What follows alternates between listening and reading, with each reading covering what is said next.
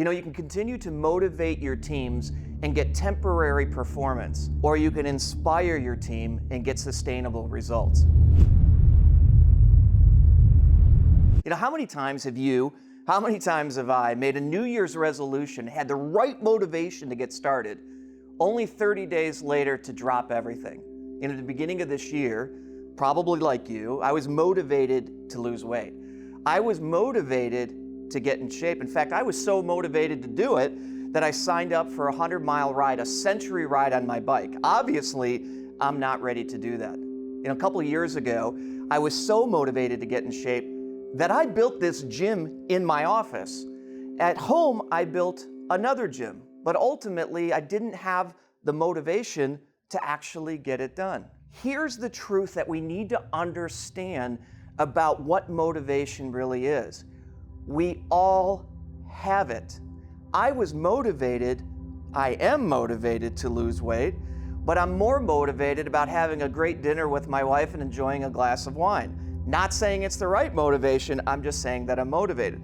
I was motivated to get in here 5 days a week, but I'm often more motivated to sit back in my office and work and get more things done. If you're a leader, you've been there. You have your staff meeting, everybody's sitting around the conference table, and you've got that one person who continues to text and seemingly not paying attention to what you're saying or what the conversation is. And you're automatically thinking, boy, that person's just not motivated to be here. They're motivated, just their motivation doesn't necessarily align with your motivation. If you have kids, sometimes kids are more motivated by looking cool to their friends than listening to you. Sometimes your team is more motivated by going under the radar so they don't have to actually get crap from you in the first place. Everybody, we need to understand this, has a certain amount of motivation. So why doesn't motivation actually work? Why is motivation a myth? Well, there's at least 3 reasons. Number one, what we're not really doing is motivating somebody.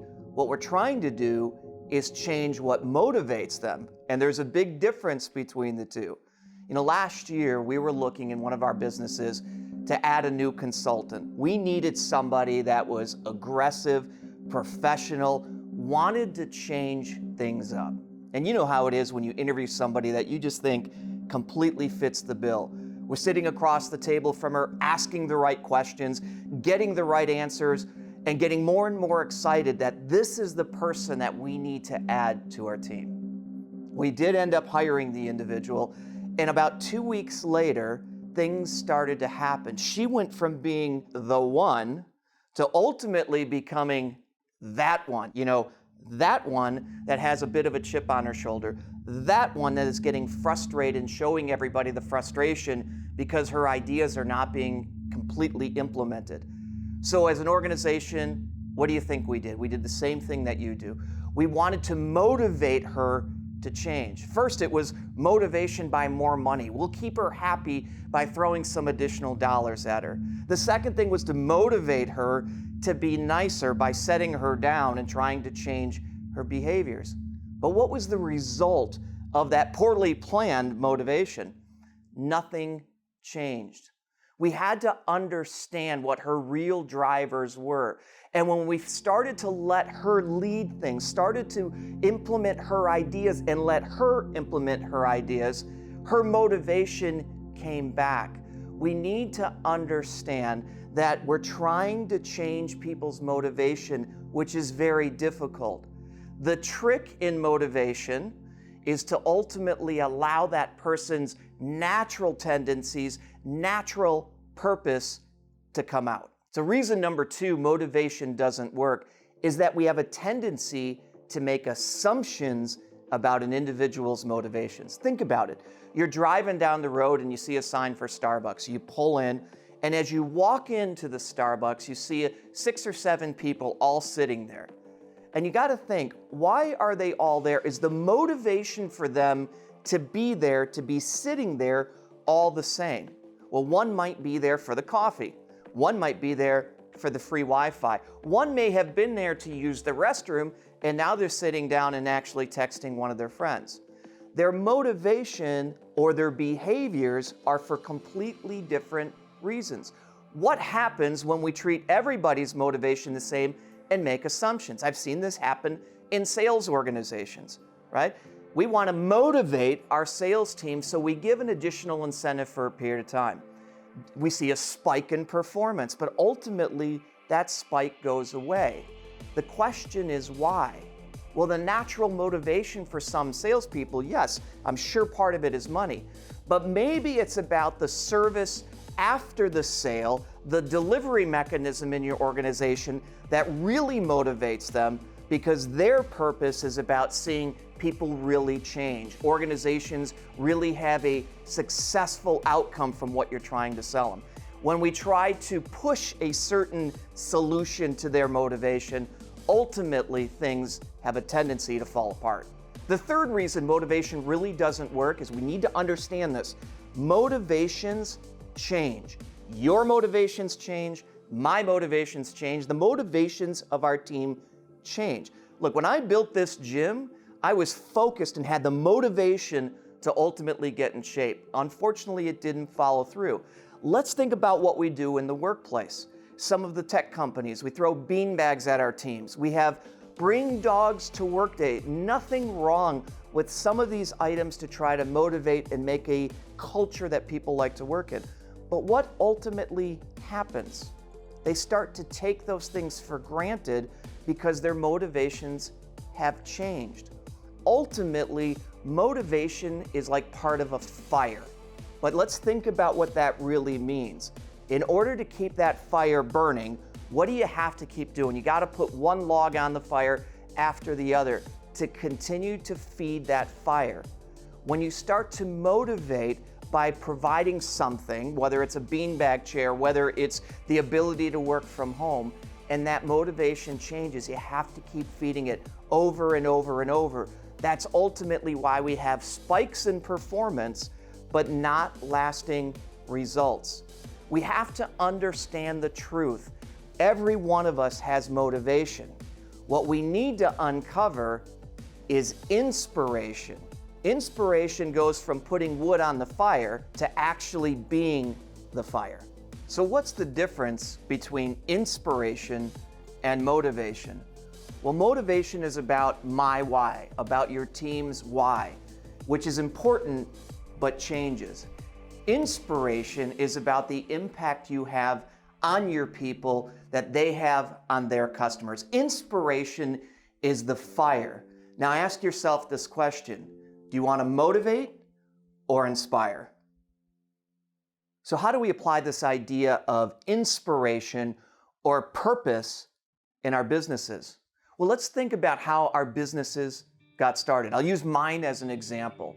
Our purpose is what drove us, or drove me, to start the organization. The purpose was to change the way recruiting is done in third-party industry. The purpose is ultimately what drove the vision. The second thing that we do is we hire people. And as a new business or an existing business, we try to get people that buy in to our purpose, so our people are supporting the purpose. The third thing we do as we start to get bigger or we have changes is we begin to add processes.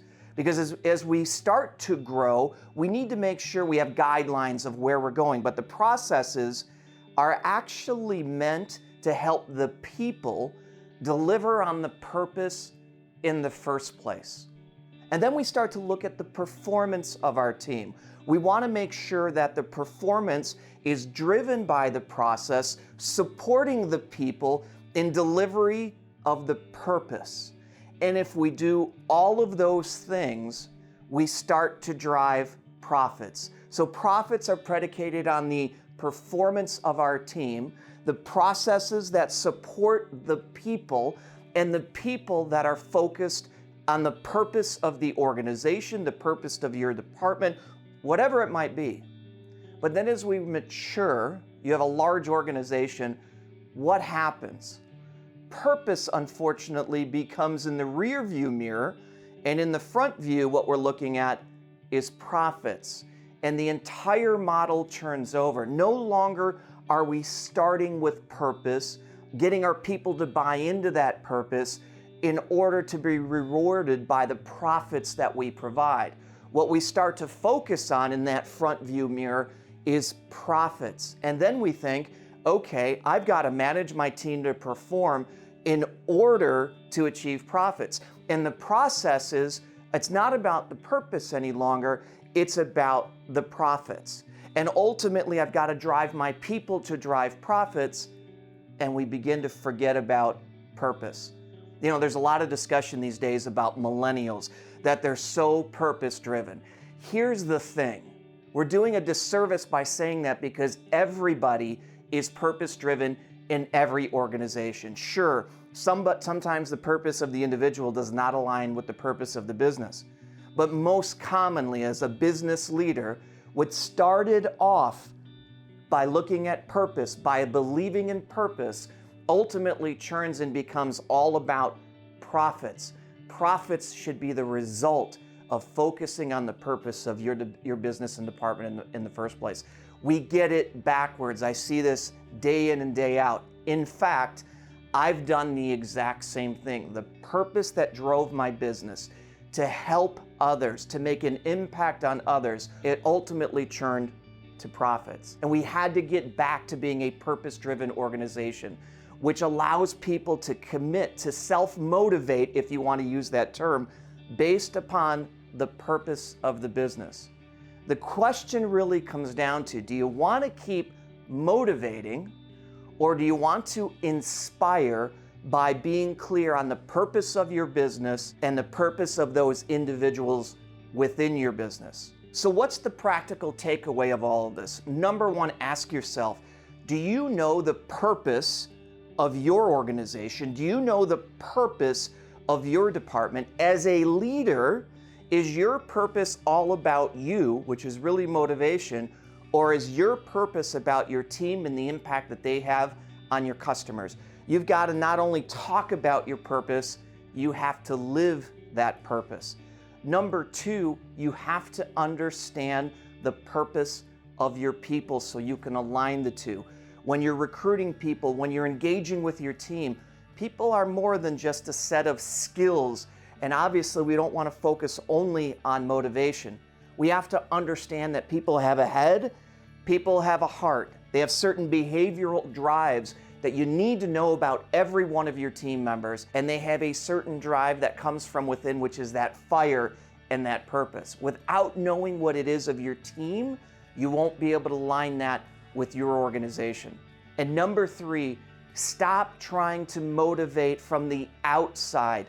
Understand that you can only put so many timbers in the fire. You can't keep fueling it all the time because motivations change. The talk about lighting a fire under somebody's butt doesn't work. Light a fire within them. Now you've got sustainable results.